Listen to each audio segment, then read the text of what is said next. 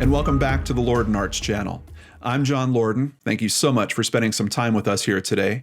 Case Cracked is the show where we look into a mystery and what are the critical pieces that help solve that mystery. Before we get into today's case, I want to give a big thank you to Miss L. Rodriguez, one of our community managers here. She decided she wanted to help out with some research on a case, and we really appreciate her.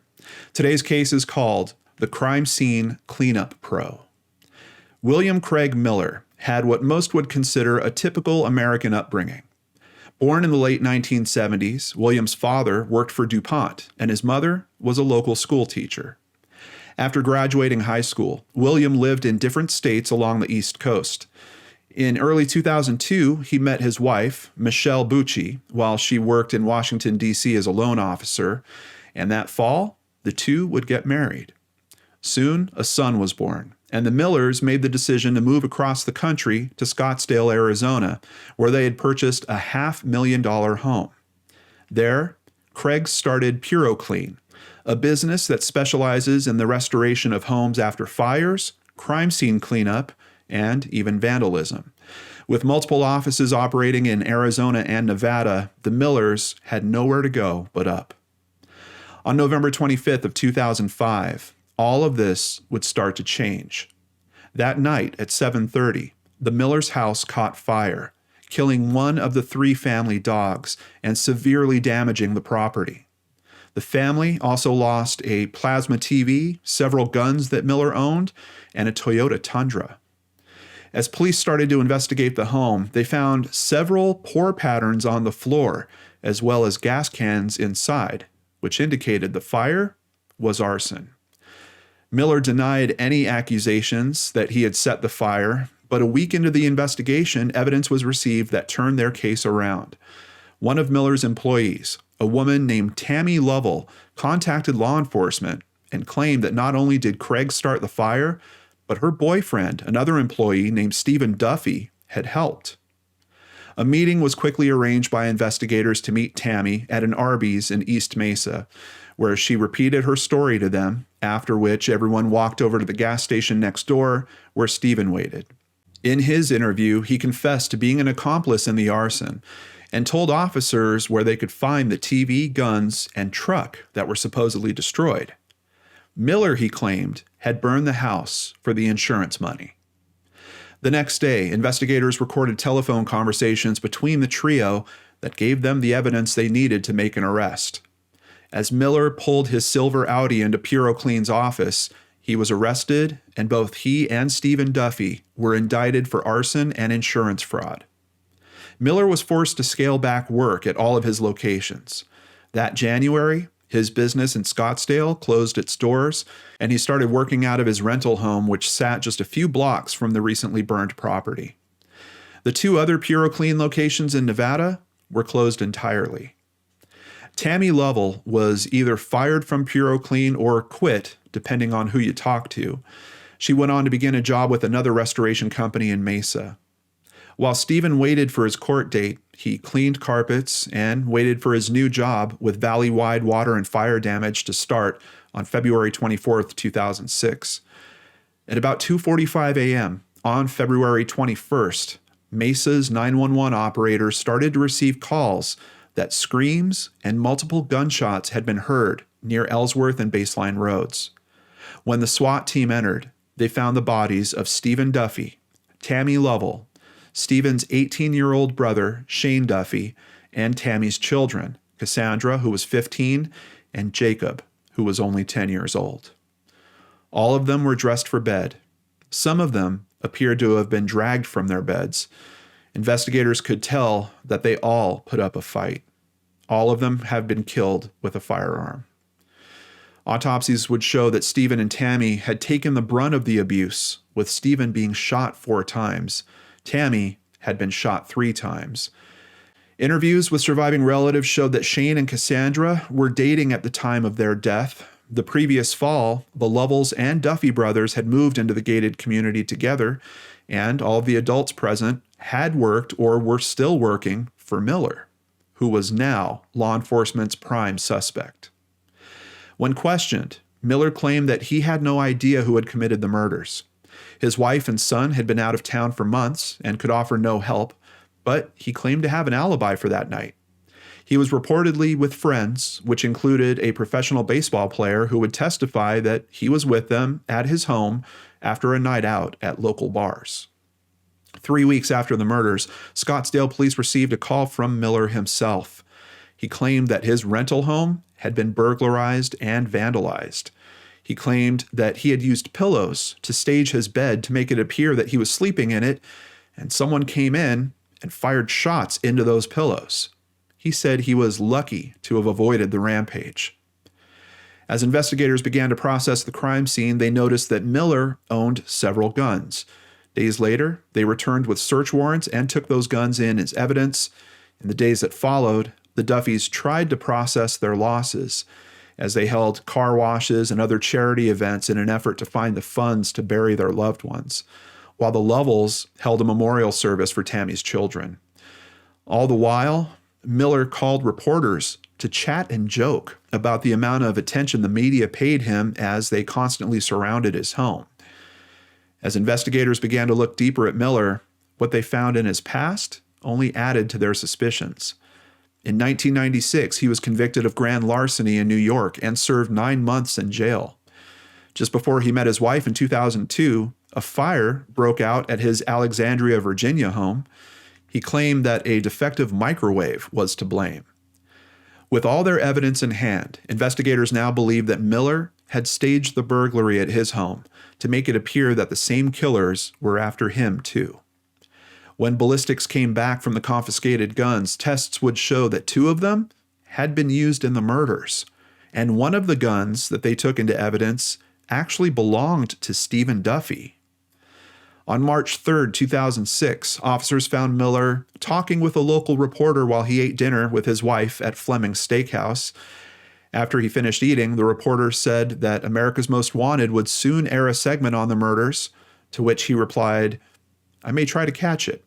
Just depends where I'm at. If I'm near a television and I have nothing else to watch, I may watch it." He was then arrested and taken into custody for 5 counts of first-degree murder. A judge denied bail, citing flight risks and concerns for the safety of the victims' families. In 2011, a trial that was 6 years in the making finally took place, and prosecutors presented their case. They claimed the killings were committed to silence Stephen Duffy and Tammy Lovell in the arson case. One of Miller's associates testified on the night of the murders he was at the Miller home drinking, but passed out about 2 a.m. The murders happened 45 minutes later. 4 men also testified that Miller tried to hire them to commit the murders. When they turned him down, he decided to handle it himself. Defense attorneys cited a troubled childhood and bipolar disorder and pled for mercy. They claimed that the medication he took for his disorder had made him manic at the time of the killings. When the defense saw that they were losing their case, Miller agreed to plead guilty, but then changed his mind and decided to fire his attorney and represent himself at his trial. The judge ordered a psychiatric evaluation.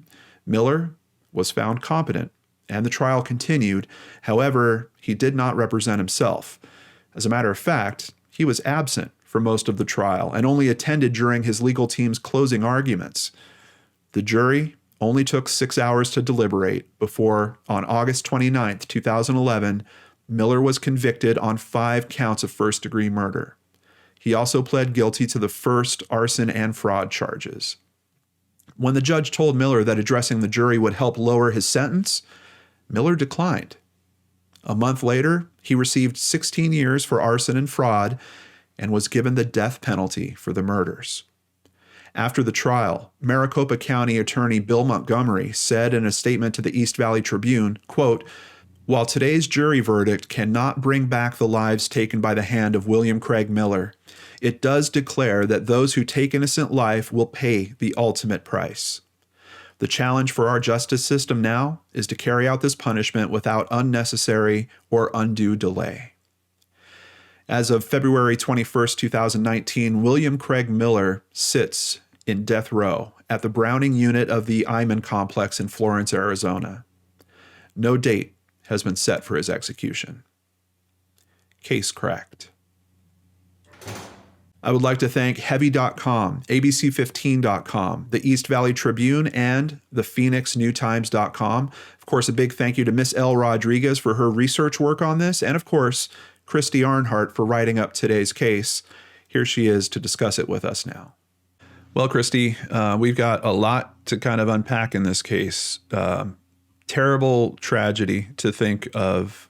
I mean, it's a whole family that's essentially wiped out in this. And for something as trivial as to try to make sure that you didn't get busted for something that you clearly did. And we're hearing wasn't his first time probably, because he had another house that had burned down. And in these notes, we might even hear about another one. Christy, what do you think about this case? What's your take on it? It's so horrible. I've never heard someone go to these lengths over just an arson case like this. And I'm really surprised he was able to do this himself. I mean, there were 5 people in that house. Yeah, that's a pretty interesting point. And in the notes that you sent over, I saw that there was something that the police thought that there might have been more than one shooter. Do you know, was that because of forensic information? Were they finding different, I guess, based off the bullet analysis, they did identify that at least 2 guns were used, right? Mm-hmm. They did. Yeah, that is kind of curious. It does really make it seem like there's possibly someone else that could have been involved with that. When you think about the logistics of it, you would think there would be another person. Yeah. Well, and even kind of looking at his MO for how he was doing the arsons, you know, he enlisted the help of someone else there and tried to get his help with that. And even in terms of the murders, he was trying to get someone else's help as well. It seems like it's kind of his normal thing to do that. Yeah, I'm kind of curious about that possibility. So there was a lot of points that were brought up from the East Valley Tribune. Obviously, they were doing really good coverage, and they highlighted that PuroClean was definitely a family affair. And we kind of mentioned, you know, we had Stephen, and there was other family members that Stephen brought in, kind of essentially a family-run business, which honestly makes it even worse to see where this all turned and how it all came out. But I kind of teased at the beginning that there was another house. So we talked about 2 in the script that burned down, but there's another house earned by William that burns down. Can you tell us about that? Yeah. Well, Stephen Duffy brought on his brother, Colin, and his wife, Trudy, to work at the business, too. Okay. They took on a job of renovating an 80-year-old home that the Millers had bought near Carson City, Nevada. They also owned a PuroClean business there, by the way. Right. So right. They worked on that house until they moved out and drove back to Mesa, Arizona the day before Halloween in 2004. The next day, the house burned to the ground. Neighbor Steve Zettler said that the house burned down in the night after Miller and a friend left. Miller said the fire was caused by a defective basement light. Well, it is so weird. It's weird to think that you would hire some people, have them go and renovate a house, and then come in and burn it. But I guess in a way, you're probably increasing the value because they've just completed all the work. I'd be curious to know if they had gotten a new appraisal like right after that. I would, I'm almost thinking that they would have, or maybe they're just using like the receipts from all of the renovation work and the fact that he was paying employees to be there to kind of, you know, beef up the insurance claim on it, obviously. But wow. But there was something else that the neighbor said, which honestly for me makes it seem like, is there potentially even another crime that's going on here? Can you tell us about that too? Yes. The day before the fire, the same neighbor, Zettler, says that a large tarp was pulled across the driveway and nobody in the neighborhood could see around it. A U-Haul was pulled up during the day. They were hauling stuff in there, but nobody could see exactly what was going on because of the tarp and how they were moving. So, wow. You know, and then it catches fire. So, I mean, he could have gotten away with everything that was in the house, claimed it on the fire. Right. Claim that it was actually still in the house, kind of like what he tried to do with the TV and the truck and the guns from the other case we talked about. And I don't want to insinuate that there's other things, but we don't know. Yeah, well, that's what's kind of interesting because the neighbors assumed, well, the quote is actually you couldn't see what they were taking in and out. So, and that's kind of where my brain goes with it too. Are they actually taking something in there or is that them covering up that they're hauling in all the gas that they're, you know, dousing this place in before they light it? But once again, if we're kind of looking just at the example that we know about and comparing it, I think you're probably right. Like maybe there was furniture or valuables that were in the house. And then when it comes to the insurance claim, he's like, hey, I lost all this stuff. It was all in there. Wow. So the last big question was, you've got this kind of family run business. These people are pretty close, probably know a bit about each other. As a matter of fact, you've got Stephen Duffy that's assisting in a crime. So he knows William probably decently well at some point. Was there any potential that Stephen had a heads up, or even Tammy, that something this terrible could have been coming their way?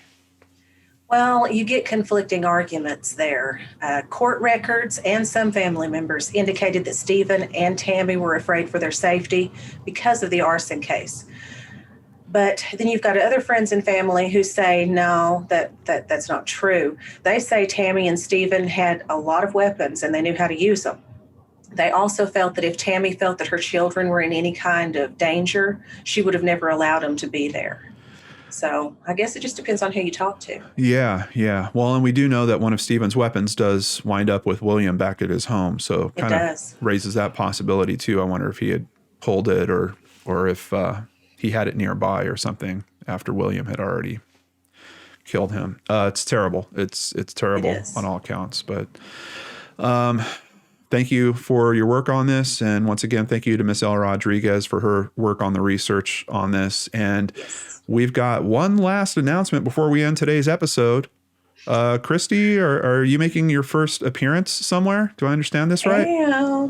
I'm making my first appearance this year at CrimeCon in Austin, Texas. It's June 4th, 5th, and 6th. Awesome. Well, if you're going to be there, I suppose I should. So, yeah, we're both going to be there. And honestly, guys, you could be part of something really special. Christy and I have never actually met in person before. So you're going to be witnessing us meeting for the first time in person at CrimeCon in Austin, June 4th through 6th, if you can make it. There are some conditions that they're doing related to COVID restrictions. You have to kind of buy your pass. And there's a wait list to see if you can get into the event. It's a pretty limited event. They've got all kinds of different safety measures that they're doing to make sure that they're as safe as possible. They sent them over to me. I took a look at it, made me feel good enough for signing up for it, for being a part of it. So that's where I'm at. But look into them for yourself. And if it's something you want to do, know that you can come out, meet myself, meet Christy. Before we started recording today, I talked about a new piece of giveaway merch that we're going to have there. We've had a brain scratch pen. We've had a searchlight pen.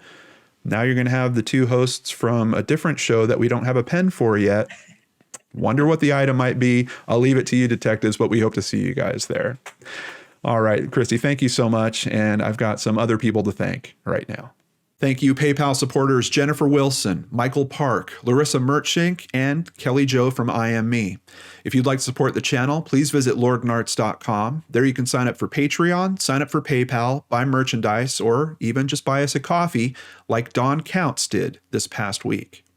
We know that learning about the mechanisms that help support and find justice in these cases is important to understand the many unsolved cases that we also cover, and we really appreciate your support in allowing us to continue doing that. Remember, you can get another Lord and Art story every week on the Seriously Mysterious podcast. A new episode is coming tomorrow and every Tuesday after that. Visit seriouslymysterious.com and remember to subscribe on your favorite podcatchers. Please also don't forget to subscribe and hit that bell icon below if you want to catch one of our weekly Secret Studio live shows. And of course, I'll be back with a new unsolved mystery for you on Friday, right here on the Lord and Arts channel.